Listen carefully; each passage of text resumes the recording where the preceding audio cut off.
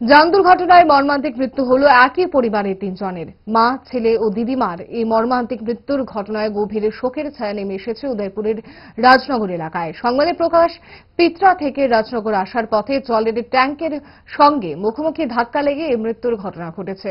ঘটনায় মণি দাস, দীপা দাস এবং পূর্ণিমা কর্মকারের জিবি হাসপাতালে নিয়ে আসার আগেই মৃত্যু হয়। এদিকে এই মৃত্যুর খবর ছড়িয়ে পড়তে গোটা এলাকায় নেমে এসেছে শোকের ছায়া। আমরা পেশেন্ট আছে তো শূন্য আমরা এখানে আইসি আর কি আইয়া দেখলাম এই অবস্থা। কি শুনছেন? শুনছি আর অ্যাক্সিডেন্ট হয়েছে। কোনখান থেকে কই যাইতে আসলো? তারা পিকরাত থেকে রাজনগর। আচ্ছা, তারপরে রাস্তার মধ্যে তাদের অ্যাক্সিডেন্ট হয়েছে, জলের গাড়ি লোক বাড়ি লাগছে। তারা কি বাইকে আসলো? হ্যাঁ, বাইকে আসছে। এতে মারা গেছে কতজন? 3 জন মারা গেছে।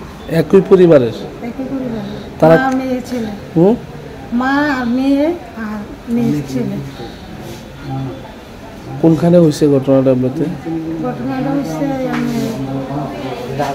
রাজনগরের কাছে হয়েছে। কি নাম তারা? ছেলের নাম দীপ দাস, বয়স 26 বছর। আর মার? মা 40-41 বছর। কি নাম? মণি দাস। আর দিদি মাঝে আছে, ওনার বয়স? ওনার নাম পূর্ণিমা কর্মকার। বয়স? ওনার বয়স 60 বছর। যে জায়গাতে অ্যাক্সিডেন্টটা হয়েছে মানে গাড়িটা আটক করা গেছে নাকি? শুনছি গাড়ি আটক করছে।